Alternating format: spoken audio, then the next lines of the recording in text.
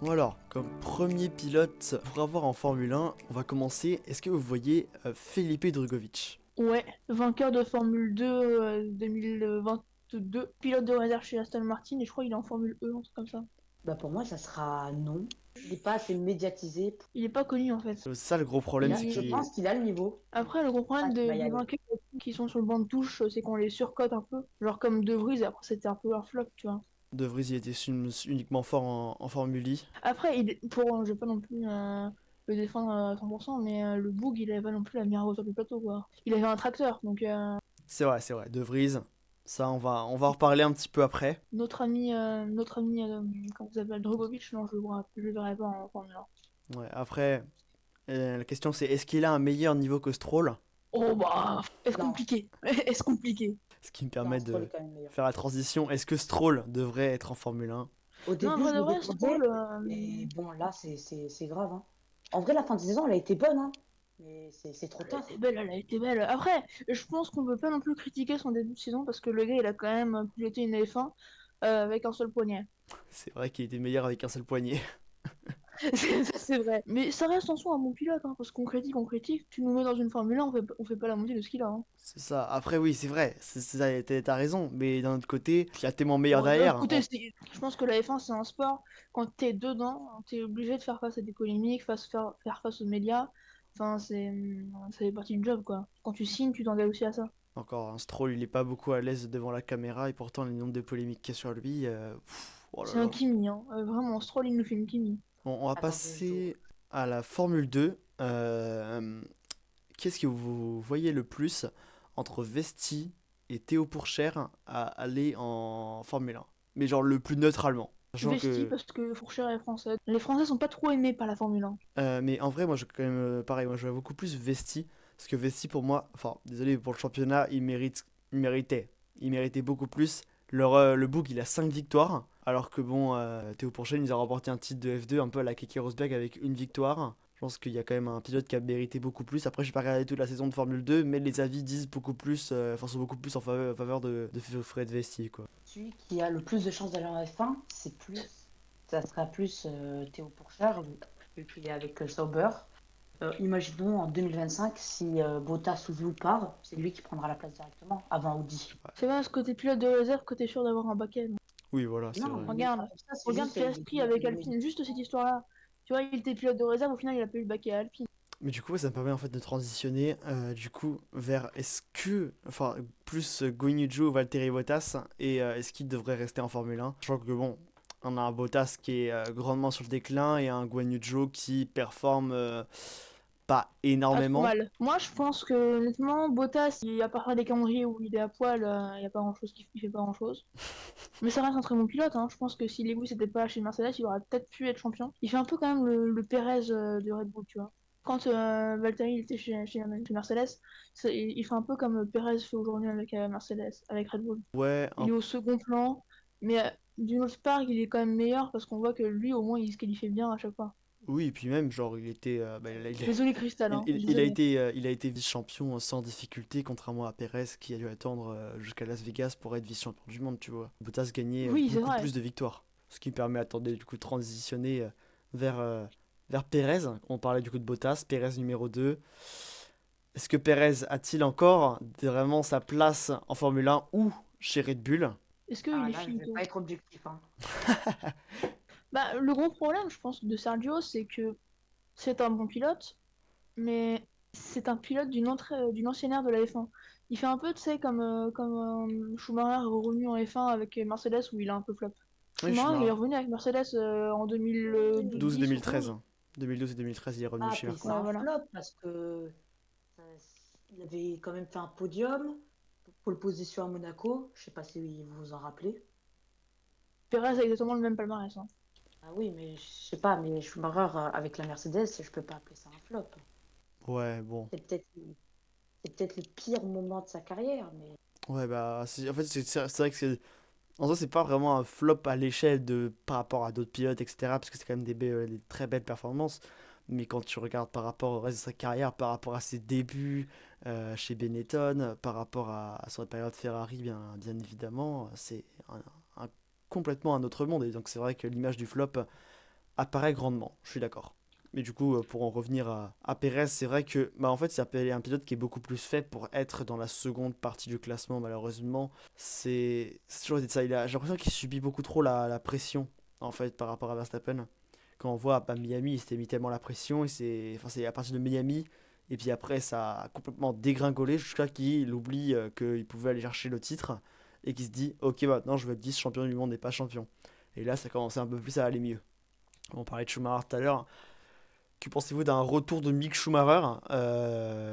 Il est pilote de réserve donc chez Mercedes. Est-ce que vous pensez qu'il pourrait aller peut-être chez Williams pour remplacer potentiellement un Logan Sargent qui, on va pas se le cacher, est en perdition? Et Logan Sargent, pour moi, perso, c'est un pilote qui, heureusement qu'il est américain, comme je l'avais dit à un moment sur le serveur, heureusement qu'il est américain, parce que bon, 4,5 millions de dommages pour l'équipe, ça Sachant pique. que l'équipe est un petit budget, hein, c'est vraiment C'est ça, c'est ça. Heureusement qu'ils s'en sont sortis par rapport à par rapport à budget AlphaTauri. cap. Parce que je pense si AlphaTauri ils auraient dépassé, ça aurait pas été exactement la même donne, hein. Bah, c'est le gros, c'est des millions de dollars qui se jouent à quelques points, hein. Ouais, vraiment. Et aussi, je trouve quand même que Mick Schumacher, il se met de la pression, je pense, parce qu'il a le nom de Schumacher. Tu vois, Mick, tu lui enlèves le nom, bah, il se mettrait moins la pression. Moi, je pense que ça peut être un très bon pilote, tu vois. Pourquoi pas. Après, j'aimerais bien voir ce qu'ils donnent, enfin, autre part que enfin, dans une autre catégorie, quoi. Pour voir s'il est, enfin, je suppose qu'il est super bon en sport auto, mais au moins qu'il puisse un peu regagner confiance de notre catégorie, un peu à la De Vries ou à Drogovic peut-être, hein. Parce que bon, là, pilote de baquet, il fait pas grand-chose, hein. Sinon, bah Non, en vrai, mais pour Sargent, on verra bah, fin 2024, puisque à mon avis, enfin j'espère pour eux, Williams qui ont coupé leur développement mi-saison, j'espère qu'ils vont avoir une bien meilleure voiture. Donc là, on va vraiment pouvoir vraiment voir, parce que Albon, c'est difficile de comparer, c'est un pilote qui a de l'expérience, il est passé chez des voitures très compliquées telles que eh bien la Red Bull. Qui est une voiture qui, à la base, est quand même beaucoup faite pour Max, hein. Oui, c'est ça, On a avec un tendance à style de l'oublier, mais pilotage. le développement de la Red Bull a beaucoup été orienté pour le style de Max. Maintenant, on va passer à deux pilotes qui sont, disons, un peu bancaux chez la Formule 1. On va parler de De Vries et de Latifi, oh là là le là là là. Gotifi.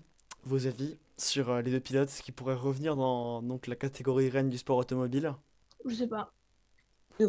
Pourquoi pas, mais la Tiffy. Je vois pas Nick. Ouais, ouais.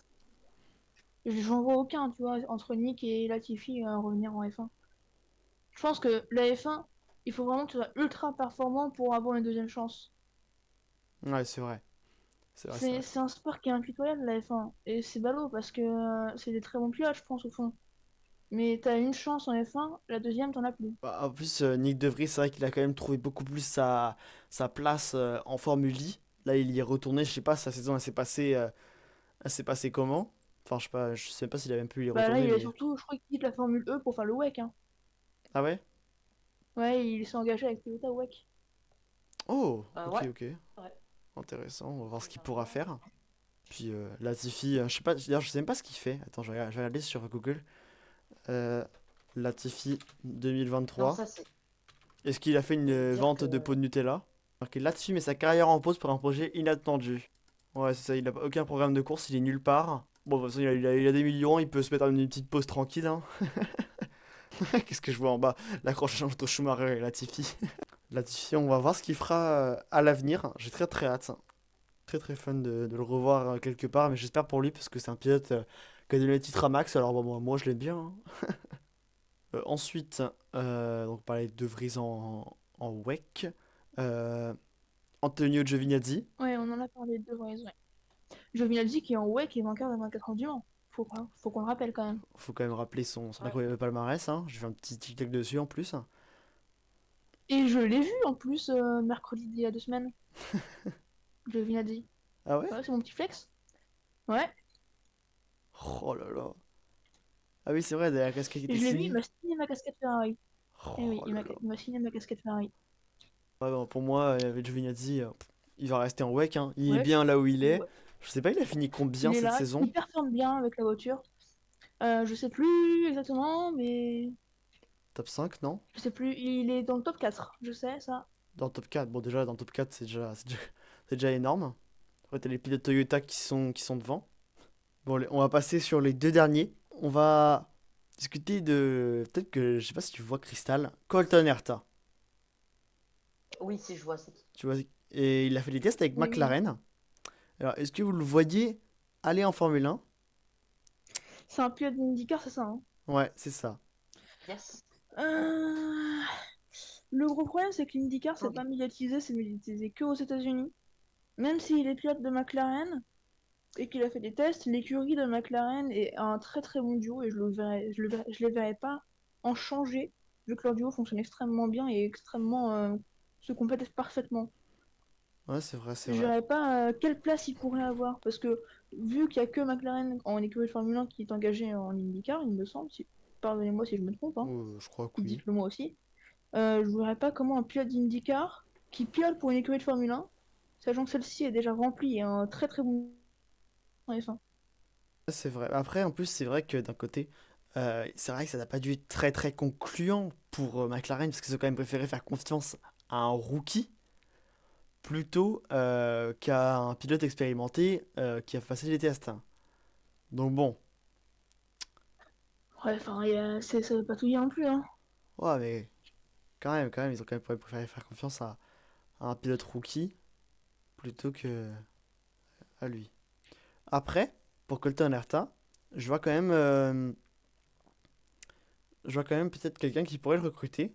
Et du coup, ça permet d'introduire le tout dernier pilote. Enfin, du coup, c'est pas une pilote, c'est une écurie. Est-ce que donc, vous voyez Andretti pour 2025 ou bien 2026 arriver en Formule 1? Bah, Andretti, moi, je pense qu'il va venir. Parce que, parce que je sais pas, mais je pense qu'ils vont quand même venir. Ils vont réussir à forcer. Ils vont arriver. Moi, je les En verrais vrai, ça bien en serait Formule 1. intéressant de les voir. Je les verrais bien en Formule 1 parce qu'il fut un temps en Formule 1, on avait eu 12 équipes. Oui, Non. avec Caterham et Marussia, je crois. Oui. En plus. Et il y avait Yes. Caterham et machin qui se sont barrés, et du coup, c'est comme ça que A c'est arrivé en 2016. Mais là n'est pas le truc, Ah, c'est il y avait juste aussi que moi, Manor. oui, Manor Racing. Le gros problème, c'est que maintenant, c'est Liberty Media qui a la Formule 1, ce qui n'était pas le cas à l'époque. Et que les écuries, si on en rajoute une, ça fait moins d'argent à distribuer à la fin de la saison pour chacune des écuries. C'est ça, c'est les autres qui font blocus. C'est pas la Formule 1 en elle-même, c'est les écuries. C'est les grandes entités de ce sport qui font blocus. Parce que bah, si on rajoute, si on doit partager, par exemple, si 1 million on le partage en 10, ça fait 100 000 chacun. Et si on le partage en 11, ça fait 90 000. C'est vrai.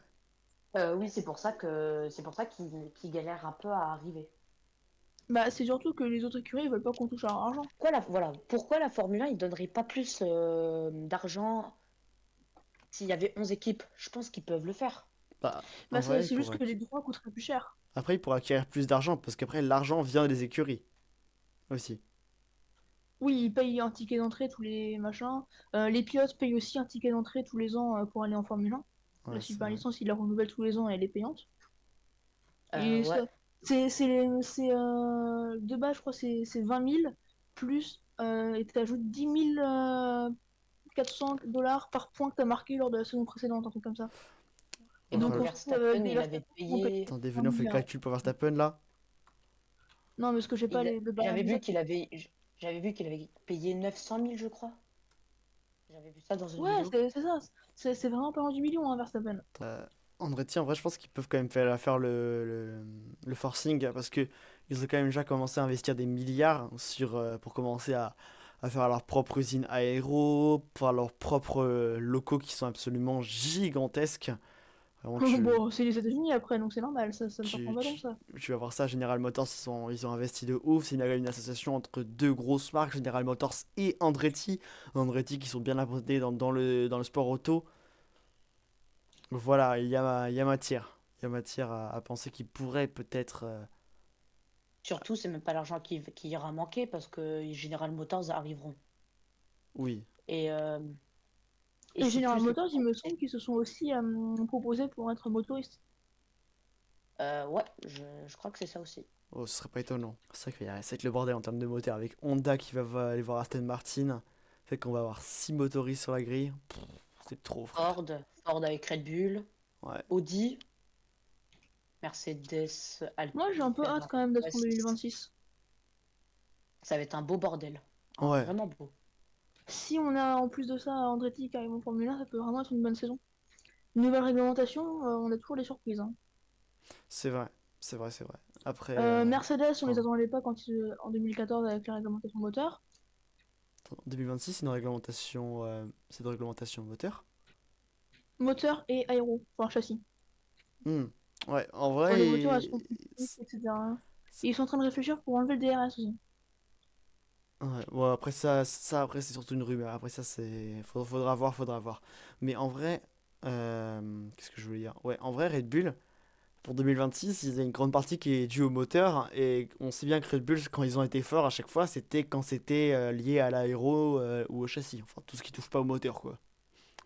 Bon bref, voilà voilà, c'était Bah, sympa, petit je pense. concept et tout. Ouais, c'était cool. Moi j'ai bien aimé.